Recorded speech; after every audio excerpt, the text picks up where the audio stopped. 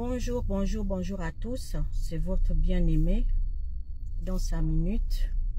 Donc, veuillez m'excuser pour le retard, pour le silence. C'était dû à des raisons personnelles. C'est pas évident d'apprendre à couper les vidéos, tout ça. Je suis à l'école. Hein. Tant qu'on vit, on est à l'école, on apprendra toujours.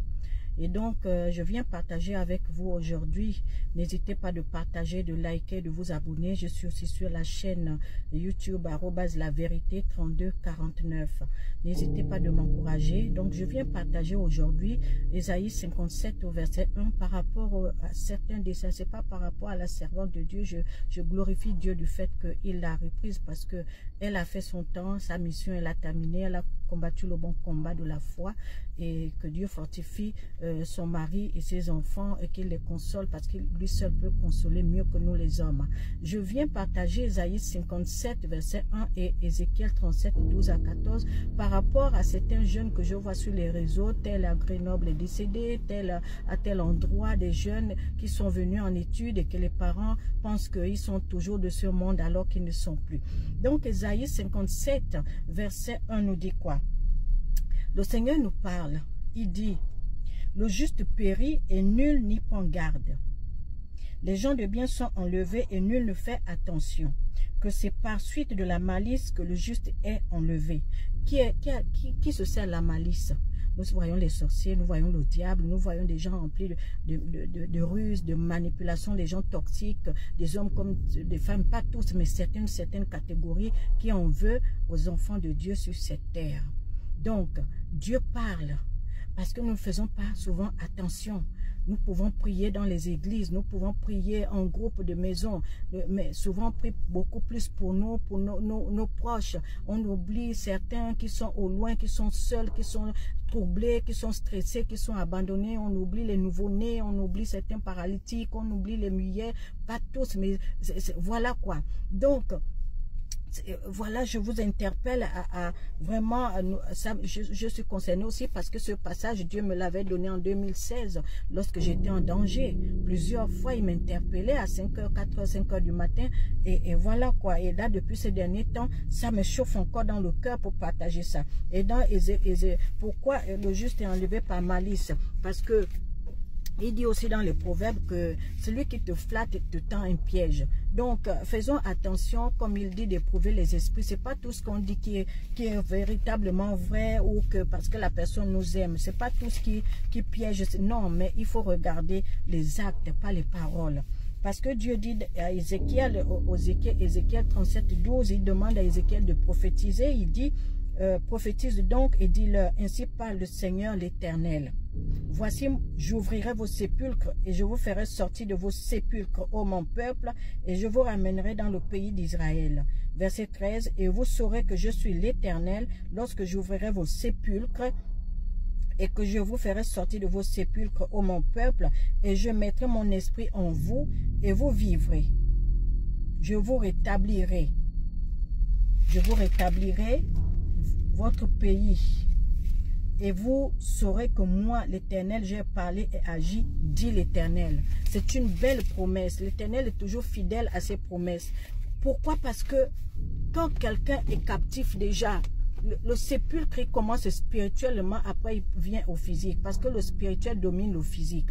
Tous ceux qui partent sans maladie ou qui ont des maladies subites, voilà, tout ça, c'est le monde des ténèbres, parce que Dieu dit aussi dans sa parole que quand nous dormons, si nous ne prions pas vraiment, si nous n'appelons pas Dieu de prendre contrôle de notre esprit pendant qu'on dort, l'ennemi vient s'aimer la mauvaise semence.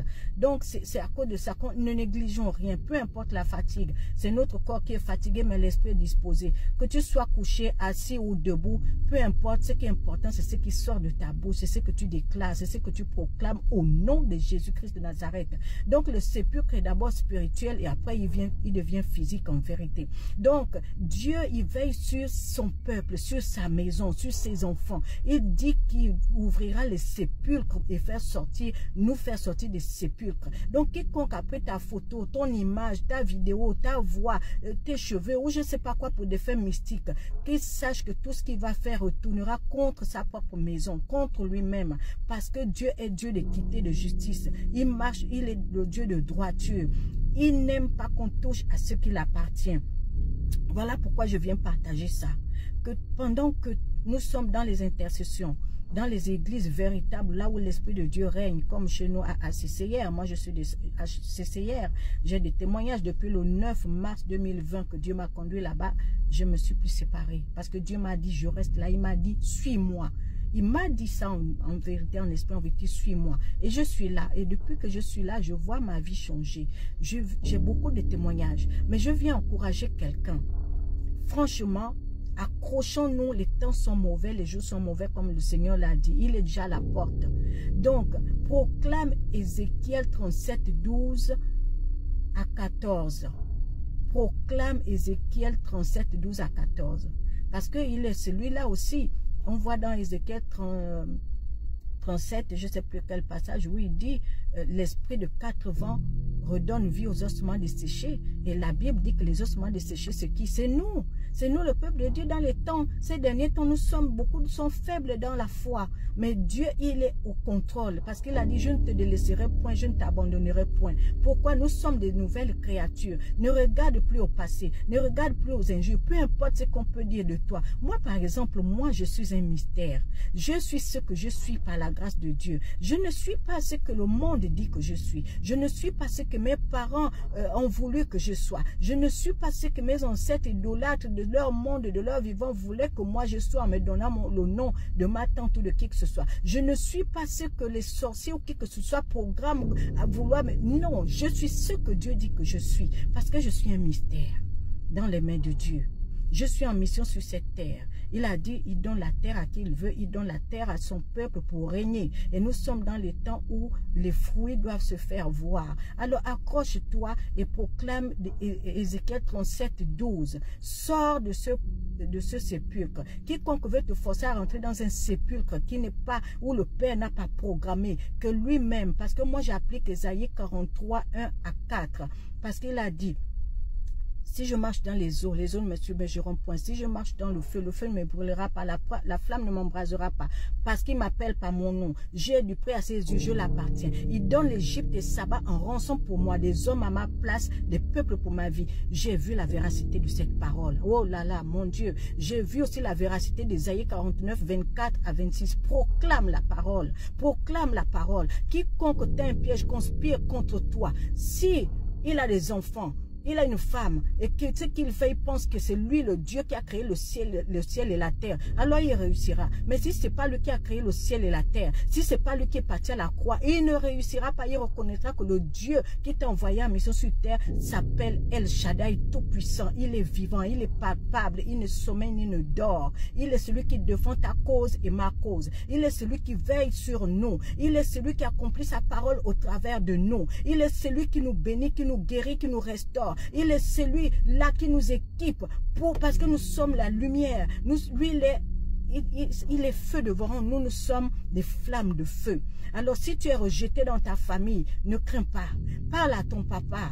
J'ai appris à parler à papa. La famille, c'est bien, mais quand il faut sortir de là, parce qu'à cause des émotions, à cause de l'affection, la chair a tendance à t'entraîner là-bas pour que tu sors de la présence du Saint-Esprit. On doit marcher par l'Esprit, non par la foi.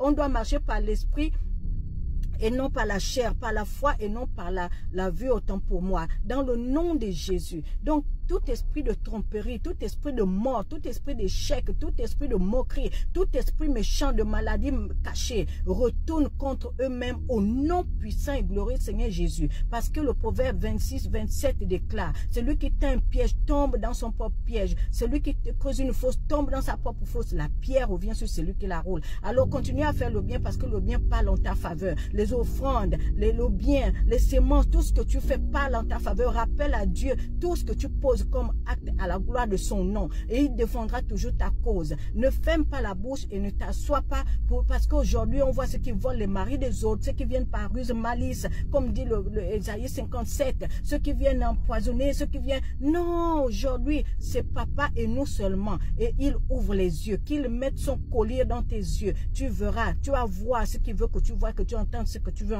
il veut que tu entendes, mais sois seulement fort. Sois fortifie-toi, Saint-Terrain, comme dit notre Père. Sois béni, sois restauré, sois fortifié. Que Dieu te bénisse. À bientôt.